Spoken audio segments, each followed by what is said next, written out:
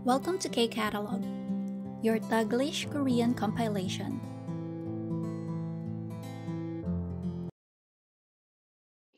KIIP Level 1 Unit 9 na tayo ng workbook. We will start with hui. Again, that's vocabulary. So, instruction sa number 1, 관계 있는 것을 연결하세요. So, match down natin yung may mga connection na picture dun sa salita. Okay? So, let's check the picture and i-connect natin with the words. 산책하다, to walk or to have a walk. So, that's number 4. So, ito siya, no? Then, 집에서 쉬다, rest at home. So, this one is yung nagpapahinga or taking a rest. Number 3, 청소를 하다, to clean. Ito siya. And then, 빨래를 하다, to do the laundry. Yan. So, punta tayo sa number 2. Number 2, instruction. 보기에서 알맞은 것을 골라 대화를 완성하세요. So, 보기에서, in the provided examples, yan, dito. 알맞은 것을, correct answer, 골라, choose the correct answer, and then, ano yung gagawin? 대화를 완성하세요. So, complete the conversation. Okay? Conversation. So, tingnan natin yung mga words muna. So, 축구를 하다, to play soccer. 산에 가다, go to the mountain, makyat ng bundok. 친구를 만나다, to meet a friend. arbeiter을 하다, arbeit is yung kanilang part-time jobs, okay? So, do a part-time job or yung mga side hustle nila dyan. So, next, sabi sa number 1, 일요일에는 집에서 쉬어요. So, nagpapahinga ka daw ba sa bahay ng Sunday? Do you rest at home on Sunday? And then, sagot nila, 아니요. 고향 친구들하고 운동장에서 매주 blank. 사비 niya, no, 아니요. 고향 친구들하고 with my friends. 하고 and friends. So, anong klaseng friends? 고향. So, ibig sabihin, mga ano niya, kasama niyang lumaki. So, pwedeng, ibig sabihin nito is yung mga kababayan niya. Kung halimbawa nandito siya sa Korea, yan. So, every Sunday, nagmi-meet sila ng mga kababayan niya. Yan. 고향 친구들하고 운동장에서 매주. So, yung 매주 dito is every. And then, yung 주 is week. So, every week, anong ginagawa daw nila? Again, 운동장. 운동장 is stadium or playfield. Okay, yung malaking ground. So, since we're talking about stadium dito or yung playfield, ang pinaka mag-fit na words dito is 축구를 하다. Okay, play soccer. Kasi hindi naman pwedeng akyat ng bundok. Or pwede namang 친구를 만나다, pero ang laki naman ng lugar na pagmimitan nila, 'di ba? So anyway, pwede ding arbeiter을 하다. Pero anong gagawin nila doon? Parang hindi naman nila in-specify kung sakaling magpa-part-time sila doon. So ang pinaka mag-fit is ito, 축구를 하다. So 축구를, tapos paano natin i-end yung sentence natin? So here yung question niya is naka-ayo, oyo, heyo form. So dapat tayo din 아요, 어요, 해요 form. So, we're going to write 축구를 해요. yan. Next, number 2. 커피숍에서 몇 시부터 몇 시까지 blank. So, sa coffee shop daw, from what time to what time blank. Then, sumagot sina. 오후 3시부터 7시까지 해요. So, from 3 o'clock in the afternoon or PM, 3시부터 7시까지 up to 7 o'clock. Okay, from 3 to 7 p.m. daw. Heyo. So, ano kaya yung pwedeng ilagay natin dito?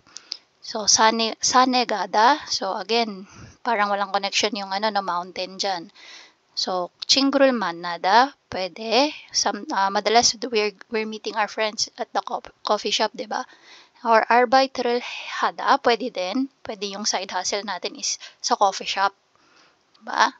So, para hindi tayo magkamali, since hindi natin sure kung alin dito sa dalawa yung pwede, yan, punta muna tayo sa number 3. Sabi ni Ga, 구천 씨는 등산을 좋아해요? 등산, may may hint. Sumagot siya, 네, 좋아해요. 구천, do you like hiking? Yan. 등산 is hiking, pag-akyat ng bundok. 네, 좋아해요. Yes, I like it. 그래서 주말에 자주, that's why weekends. On weekends, I often, so 자주, often, madalas, no? So, sane gayo. So, ito na yung pinakasagot dito kasi may hint na nga 등산, hiking. So, saan siya mag-hike? Malamang sa bundok. Sane, ano ulit yung form? Ayo, oyo, heyo. Kaya tayo ay magiging sane gayo. Number 4. 주말에 보통 뭐 해요? What do you usually do on weekends? Blank. 그리고 같이 한국어를 공부해요. And also or and then 한국어를 공부해요. Studying Korean language. Okay? Together. So malamang ang sagot dito is 친구를 만나. Okay? Kasi tawag dito, mas siya, no, mas mag-make sense siya kung ang mga kasama mo tawag dito, mag-aral ng Korean language is mga kaibigan mo na na-meet mo, 'di ba? And usually, 'di ba, pag may time tayo ng weekend, doon natin nami-meet talaga yung mga friends natin kasi pag weekdays, we have to work. Ayan. So, pwedeng ito yung sagot diyan. 친구를 만나요 kasi naka ayo oyo heyo. Okay, so 친구를 만나요. 그리고 같이 한국어를 공부해요. Okay, so habang nandun kayo sa coffee shop, coffee shop, inisip ko yung number 2 dito. Sorry, wrong. So habang nag-meet na kayo, pwede kayong mag-aral ng Korean language. Tapos dito, number 2 yung natitira, arbeiter을 하다. So try natin. 커피숍에서 몇 시부터 몇 시까지 arbeiter을 해요? Since naka-heyo yung sagot natin dito. So yung question natin dapat is naka-heyo din. Okay, tapos yung sagot niya, from 3 to 7. Yan. So usually yung part-time job dito is hindi buong araw. So mga lang, 4 na oras, 5 oras. Ayan. So ito na yung sagot natin dyan. 아르바이트를 해요. Okay, 아르바이트를 해요.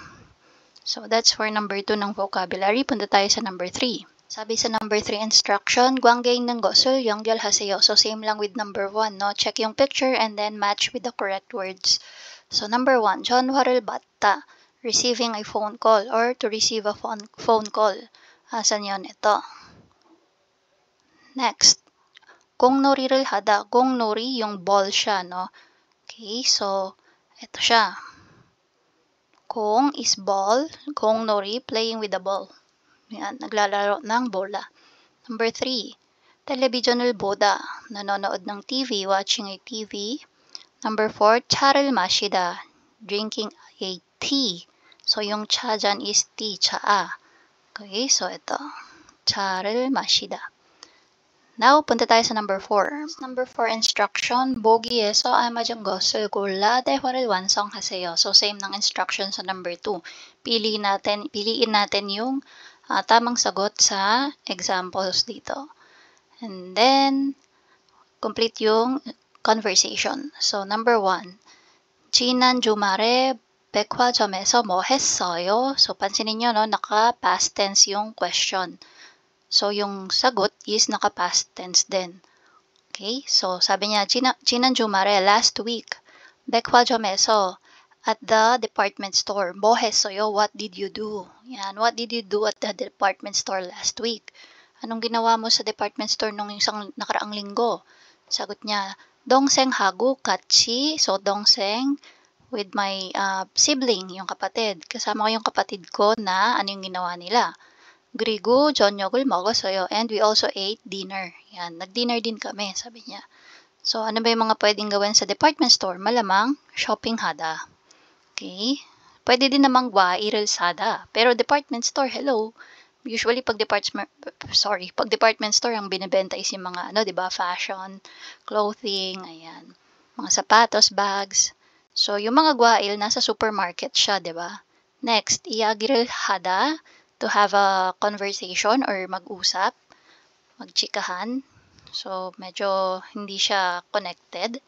Pwede din naman, pero pwede kayo mag-usap sa bahay. Bakit kailangan nyo pang pumunta ng, ng department store? Magkapatid naman kayo. And then, kung nori를 하다, to play a ball. Okay, so pinaka-appropriate or mag-fit is number 1, shopping. Shopping 하다. And take note, as어요, 어서요, 했어요. Naka-past form siya. So, dapat ito din ay past form or past tense. Okay? 동생하고 같이 쇼핑했어요. Nag-shopping ako kasama ng kapatid ko. 그리고 저녁을 먹었어요. And kumain din kami ng dinner. Number 2. 어제 시장에서 신발을 샀어요. kahapon. Sorry. So yesterday, 시장에서 at the mart. Okay? Sa palengke daw, 신발을 샀어요. Did you buy shoes? Bumili ka ba ng sapatos sa mart kahapon? Sagot niya, 아니요. So, hindi daw. So, malamang, ano yung pwede niya bang bilhin sa mart? So, ito na yung sagot dyan. 과일, no? 과일을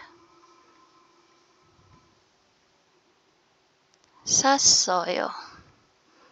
Okay, so just remember yung ating past tense ng verb. So, ito yung as어요, 어서요, and 했어요. Yan. Okay, number 3. Sabi ni Ga, 아까 카페에서 친구하고 차를 마셨어요. So, 아까, a while ago, kanina lang. Okay? 카페에서, dun daw sa cafe, 친구하고 차를 마셨어요. Kasama yung friend mo.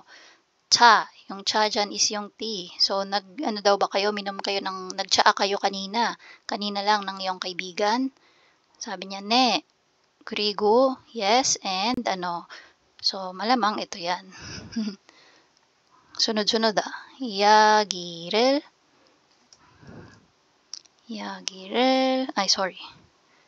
tapos, 했어요 siya. Okay. So, oo, uminom daw sila ng tsaa at saka nagchikan sila nung kaibigan niya. Next, number 4. 오늘 공원에서 친구하고 자전거를 탔어요. 오늘, today, 공원에서 at the park, 친구하고 with friend or together with your friend, 자전거를 bike 탔어요. Did you ride a bike today with your friend at the park? Ayan. 아니요. So, hindi daw. Ano yung ginawa nila? 공놀이를 했어요. We played ball. 공놀이를 했어요. Yan, that's for vocabulary ng level 1, unit 9 ng workbook. And that's it. If you find this video helpful, please hit the like, share, and subscribe button. So I still hope to see you in the upcoming videos, and again, thanks for watching.